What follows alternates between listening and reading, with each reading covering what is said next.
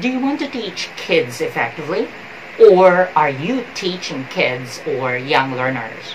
If yes, then you have come to the right place, because today we're going to dish up fast and easy how to teach young learners effectively.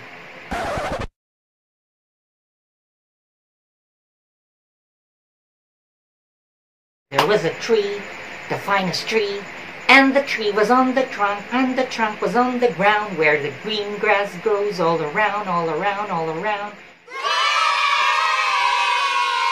Today is an exciting episode because we are going to have a big claim.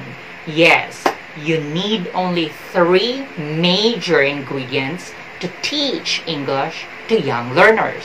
Let's find out what are these. Are you excited?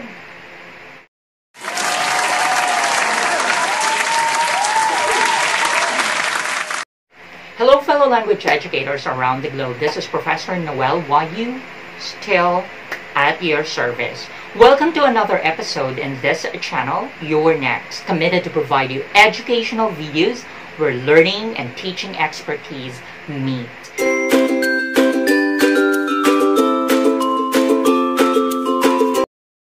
If you're new to this channel, we're more than thankful. Please don't forget to hit the subscribe button and click the bell notification icon so that you won't miss any of our educational videos.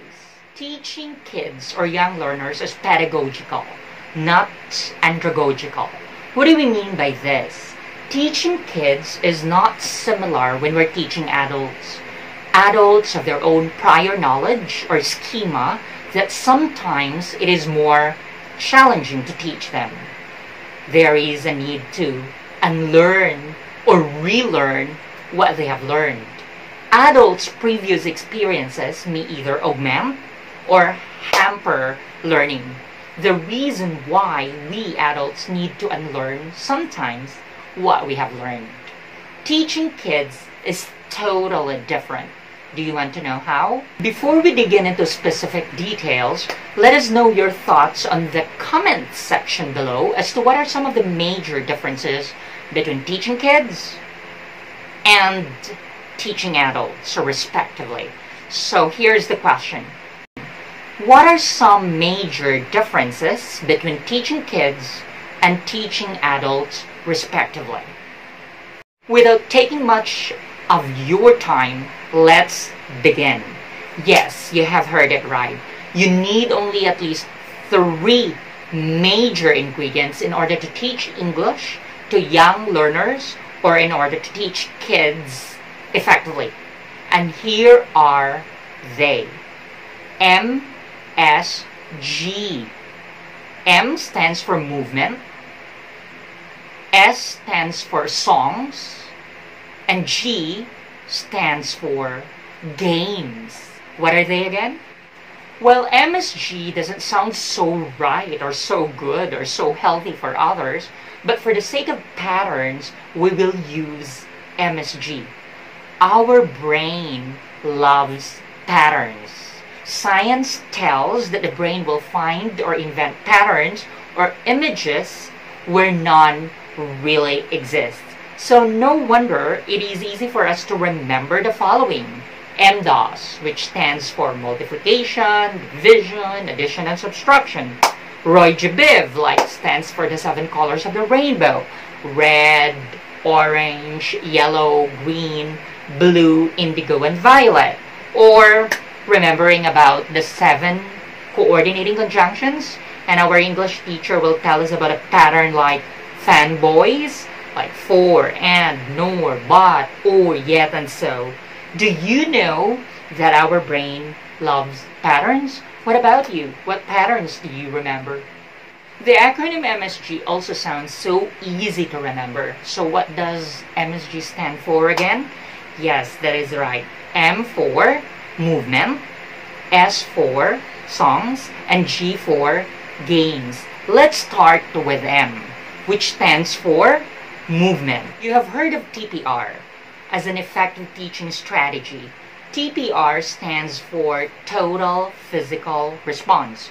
Developed by James Asher, it is based on the coordination of language and physical movement.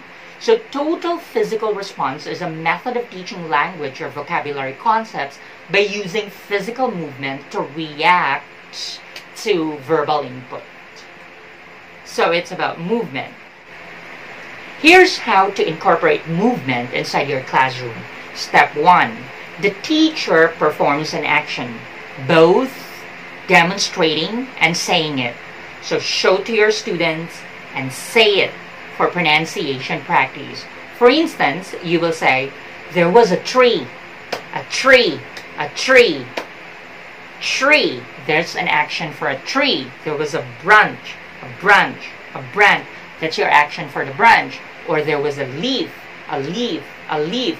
That's your action for the leaf. Or you can actually repeat some words like a book, a book, a pen, an eraser, an eraser, a book, a pen, an eraser, an eraser. Step 2. Ask the students to repeat the action. Repeat once more. And step 3, you can write the word on the board or flash the word on screen or on the board and say it one more time. One more time! So why do we have to incorporate movement inside the classroom? Researchers strongly believe that movement supports memory. Hashtag memorable, not just memorized. Let's continue with letter S. S stands for songs. Well, kids are music lovers. They are musically inclined. No wonder they can easily remember or memorize songs such as nursery rhymes. So teachers for kids must understand the role of music in children's lives. Perhaps you have heard about an educational approach popularized by George Lozanov, which is about Suggestopedia. It's an approach to education whose primary objective is to tap the extraordinary reserve capacities we all possess but we rarely use. So what are the key features to Suggestopedia? Number 1, comfortable environments. Of course, we need to provide a safe, secure learning environment to our kids. In the classroom, it's about arrangement of the chairs, can be semicircle, can be in U formation, as the students are expected also to have a very relaxed atmosphere, and then they can have a lighted classroom or a well-lit classroom. The second feature in Suggestopedia is the use of music. There's a suggestion that you have to use Baroque music during the learning process.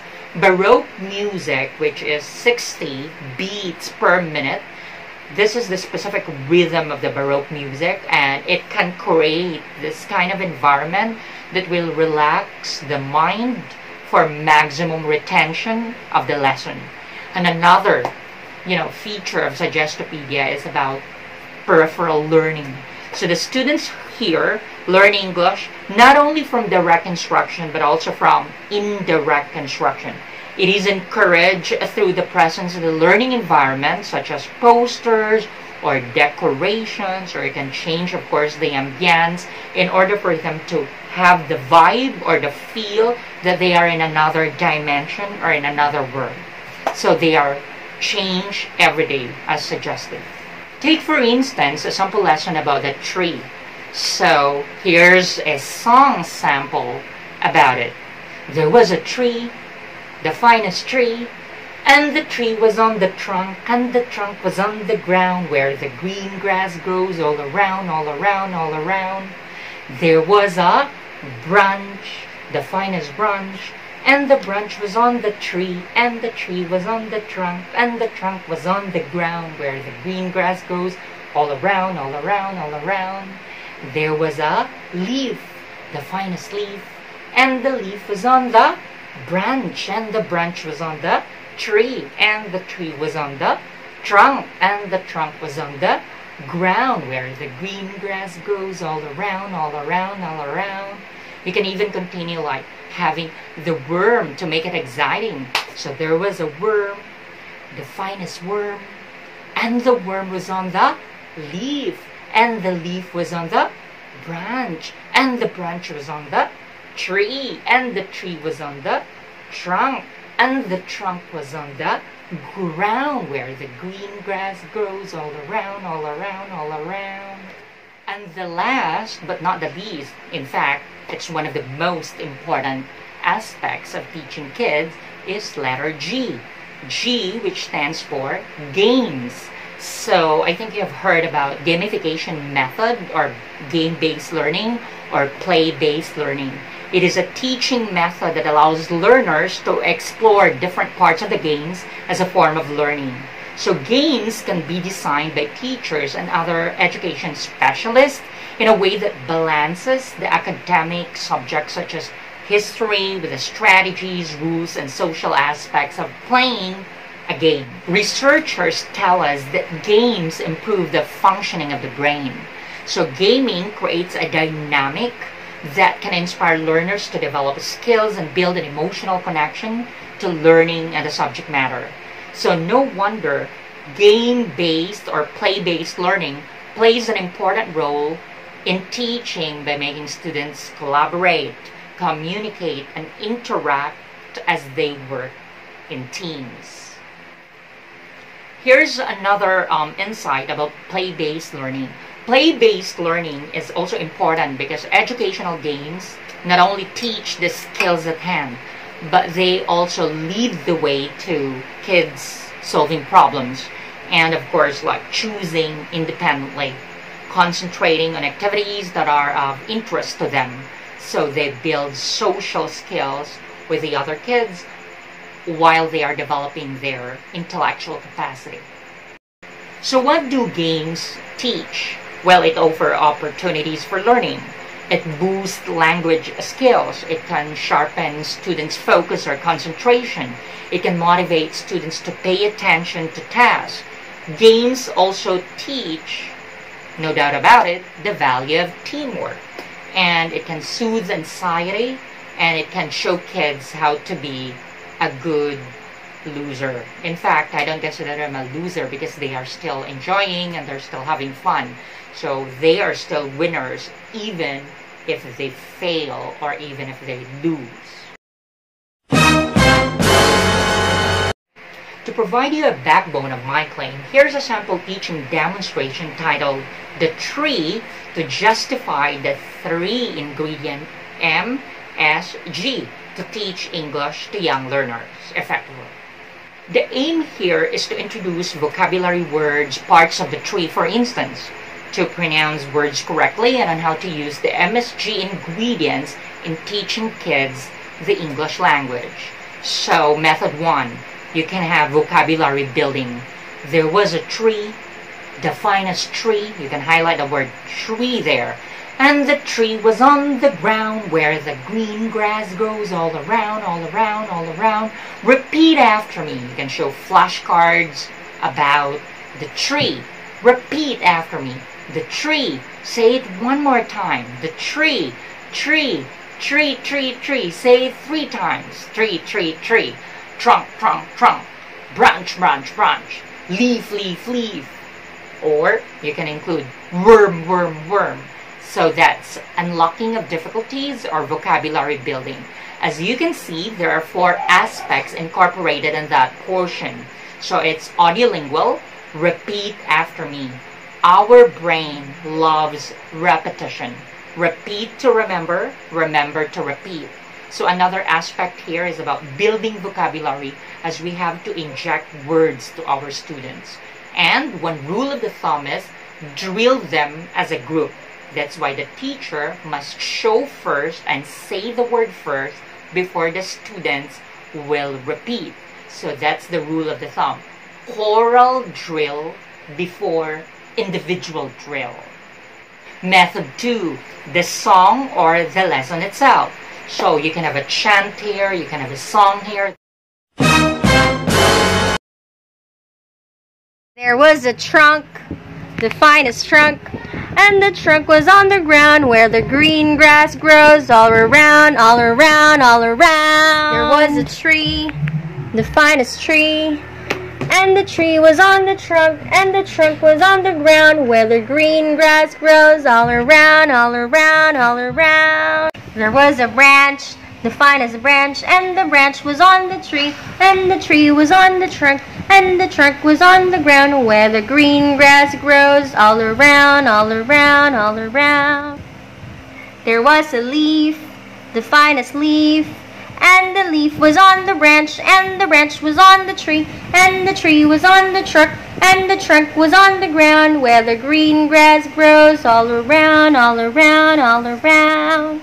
There was a worm, the finest worm, and the worm was on the leaf, and the leaf was on the branch, and the branch was on the tree, and the tree was on the trunk, and the trunk was on the ground, where the green grass grows all around, all around, all around. As you can see, there are several aspects incorporated in the second part of the lesson. So there's Suggestopedia. As you remember, kids are music lovers. So remember, songs train students' ears or auditory skills, which is essential for speech enhancement. What are some games that we can incorporate from that lesson? As we will have method 3. Or from the MSG components, we have the last one, which is G. It stands for games. Here are some suggestions or recommendations for games. You can have sorting, you can have matching type, you can have recognizing details, or the one that I told you, labeling parts of the tree. You can have cutouts of some of these parts of the tree, like trunk, and the students are going to run on the board. You can have Team A and Team B, and then they will label parts of the tree. Or you can have an illustrating game or a drawing, and then you can have the students show and tell what they have drawn. So as you can see, there are several aspects incorporated in that portion. So it's about higher order thinking skills, not lower order thinking skills. It's about creation, it's about allowing the students, of course, to have their performance or product. So it's all about assessing the students as an evidence of learning.